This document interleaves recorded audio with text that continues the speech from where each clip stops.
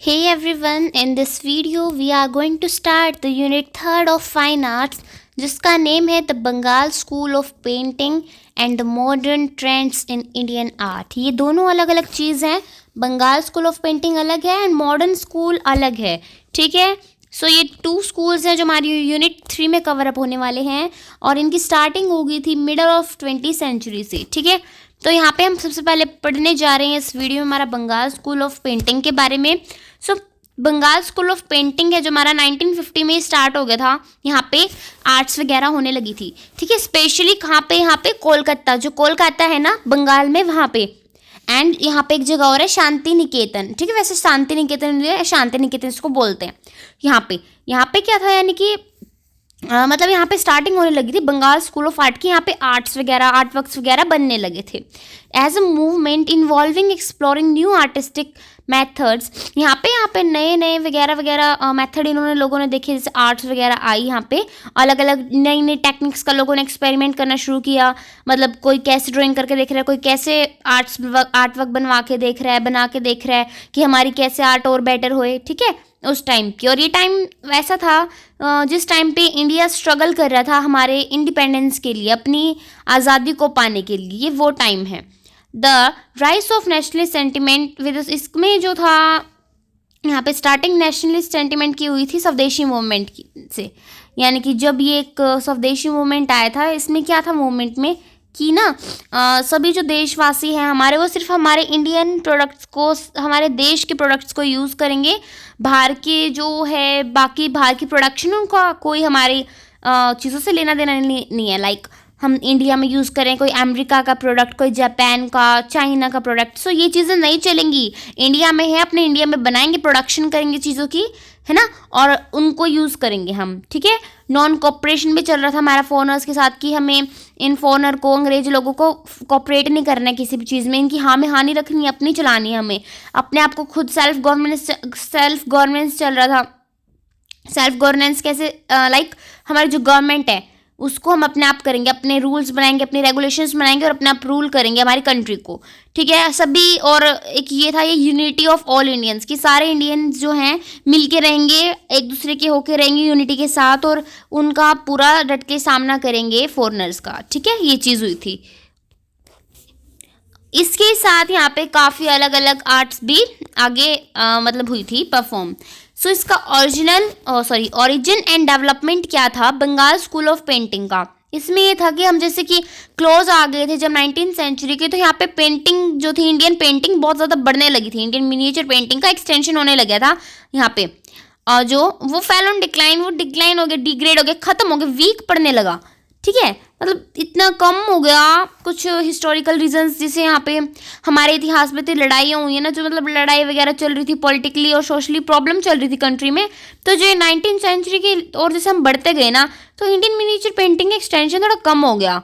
जितना आगे इन्होंने पहचान, और मतलब आप बोल सकते हो क्या बात बोलूँ मैं आपको, मतलब इम्पोर्टेंस एक तरह से इनको दी गई थी। ठीक है, फेमस जैसे पेंटिंग्स हो गई थी इस टाइम पीरियड पे, वो अब ख़त्म होने लगी धीरे धीरे, कुछ पॉलिटिकल एंड सोशोलॉजिकल इश्यूज़ की वजह से। ठीक है, और इसमें क्या था, बहुत ज़्यादा प्रॉब्लम आने लगी 20th सेंचुरी तक, तो बिल्कुल भी बस ऐसे ही रह गया चीज़, थोड़ी बहुत ठीक ठाक बस। ठीक है, तो यहाँ पे कुछ अलग अलग पेंटिंग्स थी जो इनको कैसे कैसे दिखाया गया, लाइक बाज़ार में। ठीक है, बाज़ार में भी रखते थे पेंटिंग्स को लोग। ठीक है, अपना भाई हाँ ऐसे है, और यहाँ से ये पेंटिंग्स हमारी सारे पार्ट ऑफ कंट्री में स्प्रेड होती थी, लोग जानते थे, पहचानते थे इंडियन पेंटिंग्स को। Company school got its name from east India company में यहाँ पे क्या था, इसमें थोड़ा बाजार वगैरह में company style of painting. Company को कि कौन है यहाँ पे, कंपनी किसको बोला जा रहा है, कंपनी बोला जा रहा है ब्रिटिश लोगों को, ब्रिटिश ईस्ट इंडिया कंपनी जो यहाँ पे आई हुई थी रूल करने। बिकॉज इंग्लिश जो ये मतलब अंग्रेज लोग थे ना, इन्होंने क्या किया था, ऑफिसर्स ने हमें क्या बोल रखा था कि लोकल आर्टिस्ट को for documentation and to paint the Indian landscape and its people. So बाज़ार में मतलब जैसे जो सीन देख रहे हो आप, बाज़ार में वही चीज़ पहुँचवाते थे वो, उनकी बात मान के पेंटिंग्स बिकती थी और बनती थी। वो बोल रहे थे लाइक इंडिया का जो अभी ये सब चल रहा है, इंडिया में जो भी है, जैसे भी लोग हैं वैसे उनका वो बनाओ आप एक लैंडस्केप सा। वो चीज़ें। तो उन्होंने बहुत काम किया इनमें भी, उनकी बात मान मान के, ठीक है। और यहाँ पे काफ़ी album, Impey album, Fraser album कुछ बनी है, यानी कि एल्बम इन लोगों का नाम है। इन्होंने, फ्रेजर ने अपनी एल्बम बनाई, इम्पे ने अपनी एल्बम बनवाई है, ये कह कह के इनको, ठीक है। यहाँ पे इंडियन ट्रेडिशन को भी बहुत ज़्यादा अच्छे से दिखाया गया है, बट थोड़ा यूरोपियन स्टाइल के साथ, क्योंकि अंग्रेजों ने बनवाई है ना इंडियन पेंटिंग्स, अपने ही थोड़ा अलग ही स्टाइल में बनवाई थी, ठीक है। Then came the newly developed western concept of naturalism.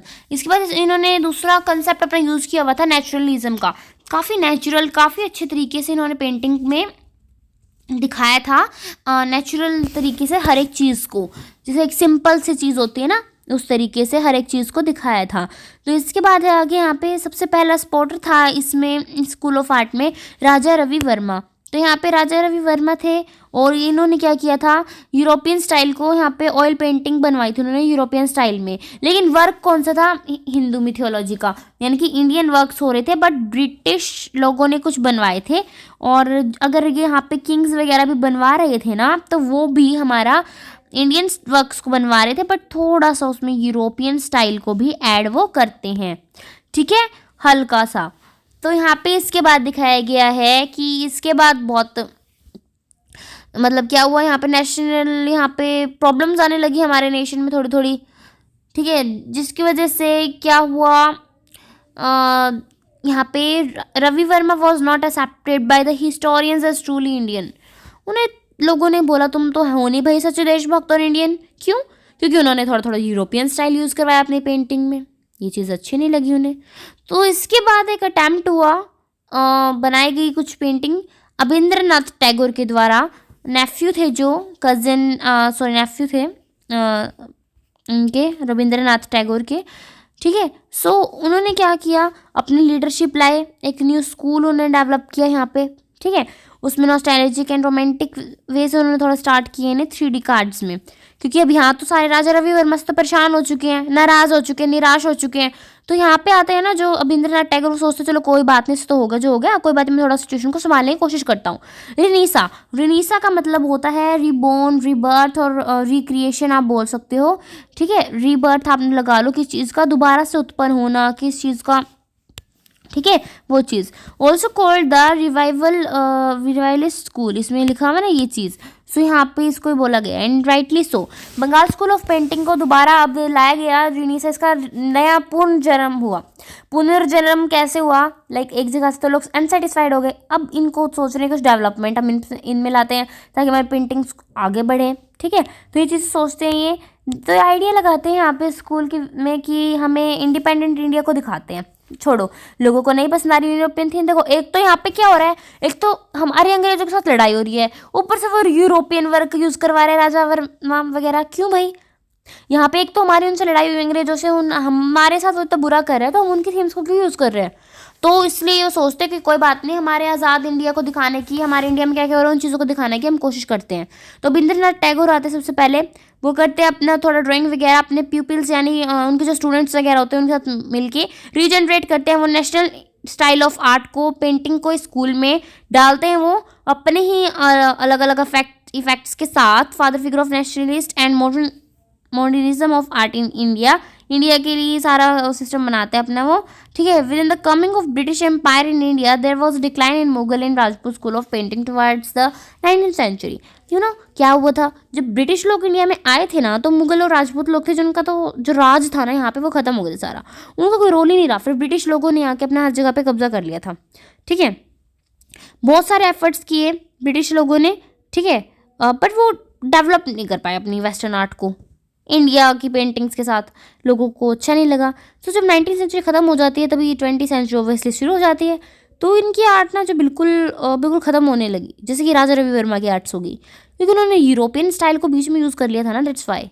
क्यों किया उन्होंने, उनका जब हमें पता है कि ऐसी सिचुएशन हो रही है हमारे अंग्रेज़ों के साथ, तो कोई तो नीड तो थी नहीं ना उन चीज़ों की, दैट्स वाई। तो राजा रवि वर्मा का और इस टाइम पीरियड का भी एंड हो चुका था, ठीक है। इसके बाद एक नई स्टाइल की बिगनिंग होती है इंडिया पेंटिंग्स में, तो उसमें राजा रवि वर्मा का तो हो गया रोल। अब E.B. हैवल करवाते हैं यहाँ पे, जो है एक इंग्लिश आर्ट हिस्टोरियन, बहुत अच्छे।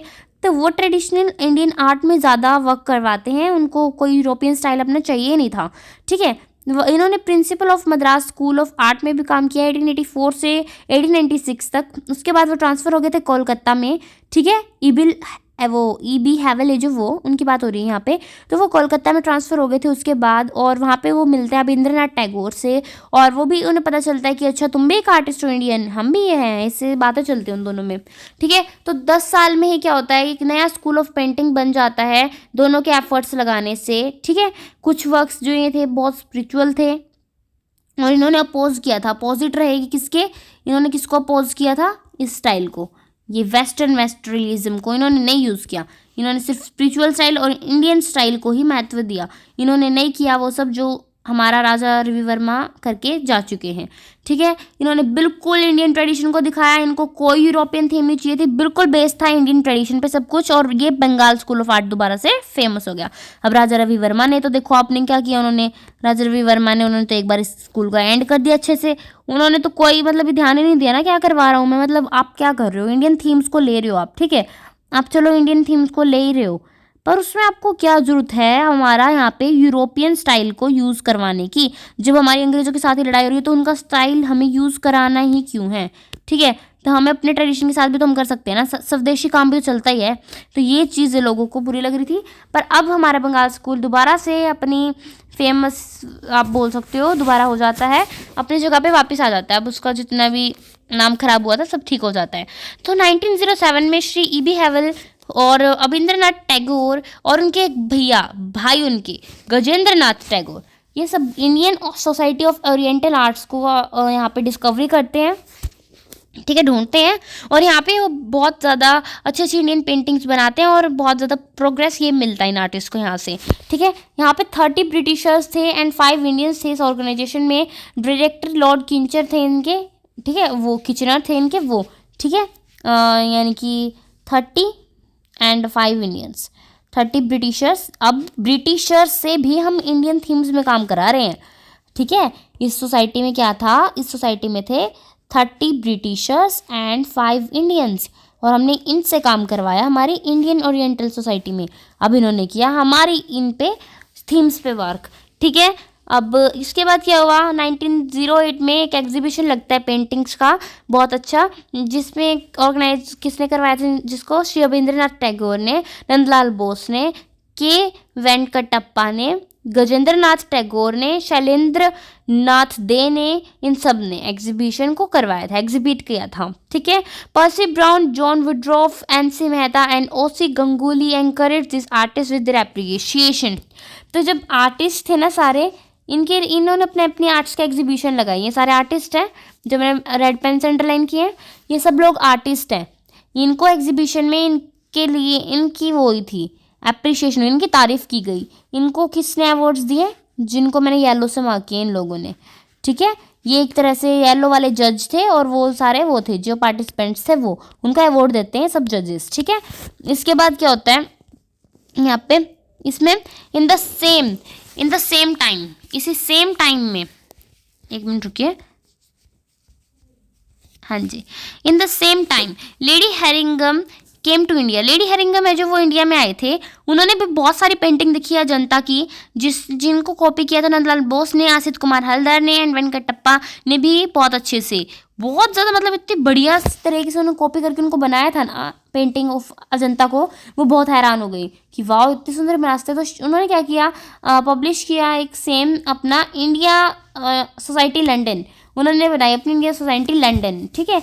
अब इन्होंने क्या किया था, paintings of Bagh caves were also copied, Bagh caves की भी जो है कॉपी हुई काफ़ी, ठीक है, काफ़ी मतलब ऐसे चलता ही रहा अपना, सब अपने आर्ट वर्क्स करवा रहे थे, सबको अपना इंटरेस्ट आगे बढ़ाना था, ऐसे सब हुआ। Ishwari Prasad of Patna school painted religious themes at Kolkata, इन्होंने कोलकाता में की। आनंद कोमल स्वामी ने भी यहाँ पे बहुत एग्जीबिशंस लगाए इंडियन पेंटिंग्स के फॉरेनर कंट्रीज़ में जाके, और इसका रिजल्ट बहुत अच्छा हुआ, उनको बहुत रिस्पेक्ट और फेम मिली, उनको बहुत ज़्यादा लोग जानने पहचानने लगे कि इंडियन पेंटिंग्स जो हैं वो विदेशों में भी इतनी ज़्यादा फेमस हो सकती है। और एक जापानीज नेशनलिस्ट थे काकुजो ओकाकुरा, उन्होंने भी विजिट किया रविंद्रनाथ टैगोर के पास, और उन्होंने भी ऐसे बोला कि and urged Indians to unite with eastern country. उन्होंने रिक्वेस्ट की कि इंडिया वाले लोगों को कि तुम ईस्टर्न कंट्री है जो जापान वगैरह, हमारे साथ मिलो भाई, हम वेस्टर्न इम्पेरियलिज्म पे काम करेंगे, ठीक है। तो उनके साथ 2 आर्टिस्ट भी आए थे जो वॉश टेक्निक को सिखा के जाते हैं इंडियन स्टूडेंट्स को। आप आगे पढ़ना, हमारे इन स्कूल्स में, इन पेंटिंग्स में, जो स्कूल की पेंटिंग्स है उसमें वॉश टेक्निक यूज़ होगी। और आप एक बात और ध्यान ध्यान रखना, एक एमसीक्यू बन सकता है यहाँ पे बहुत ही ज़्यादा ज़रूरी, जो आया था काफ़ी बार एग्जाम्स में आया हुआ है ये, कि जो हमारी जो वॉश टेक्निक है वो कहाँ से आई है। ये आपको आगे कहीं नहीं दिया गया, ये यहीं पे इन छोटी छोटी लाइन्स में एमसीक्यू है, इनको हर एक लाइन को ध्यान से पढ़ना है, सीबीएसई बोर्ड्स के लिए बहुत ज़रूरी है। तो इसमें मेन बन सकता है क्वेश्चन साफ साफ कि जो वॉश टेक्निक है वो कहाँ से आई है, वो आई है जापान से। वो शांति निकेतन में स्टूडेंट्स थे ना जो इंडिया के, वो उनको सिखा के जाते हैं जापान से, ठीक है। आपके सारे ये फैक्टर इंडिया के हैं जो हर एक कोने कोने तक इंडिया में फैल चुके थे कि अच्छा इतने अच्छे से बंगाल स्कूल आगे बढ़ रहा है, धीरे धीरे काम हो रहा है बंगाल स्कूल में। यहाँ पे स्पेशल आर्ट सेंटर बन चुके थे यहाँ के बॉम्बे, मद्रास, दिल्ली, पंजाब, गुजरात, लखनऊ, जयपुर एंड हैदराबाद। देवी प्रसाद रॉय चौधरी, अब्दुल रहमान चुगताई, जामिनी रॉय, आसित कुमार हल्दर, रविशंकर रावल, श्रद्धा चरण उकिल एंड अमृता शेरगिल, यहाँ पे सब थे ये आर्टिस्ट स्कूल के जो बहुत अच्छे अच्छे एक्सपेरिमेंट करके फोना टेक्निक्स के साथ इंडियन ट्रेडिशंस को जोड़ देते हैं अपने माइंड से। इतनी ज़्यादा इंडियन आर्ट को आगे पहुंचा देते हैं जापान की वॉश टेक्निक के साथ भी, जो इन्होंने बॉम्बे में पढ़ी थी जाके। सो यहाँ पे कंट्री बहुत ज़्यादा आगे पहुंच चुकी थी हमारी, बहुत ज़्यादा सब कुछ अच्छा हो रहा था, ठीक है। और importance of school decline 40s, यहाँ पे वही कि 40s में तो इंपॉर्टेंस खत्म हो गई थी, इतना कुड नहीं रहा था अभी स्कूल, बाद में जाके सम क्रिटिसाइजेस कुछ हुए यहाँ पे जिनको रेट्रोग्रेसिव आप बोल सकते हो। The contribution of the renaissance school served as an inspire and welcome. यहाँ पे जो रेनिसा स्कूल आया, वरना ना आप पता है ये स्कूल ना बंगाल बिल्कुल ख़त्म हो जाता, जब से इसका पुनर्जन्म हुआ ना, रेनिसा हुआ, तब से आगे बढ़ने लगा, नहीं तो इसका बिल्कुल ही मतलब आप खात्मा लगा लो बिल्कुल हो जाता। सो यहाँ पे ये चीज़ भी बहुत महत्वपूर्ण निकली हमारे लिए। सो हमारा जो है subject matter and characteristics of Bengal school of art वो हम पढ़ेंगे नेक्स्ट वीडियो में। होप सो आपको सारा origin and development and introduction school का समझ में आ गया होगा। Bye bye.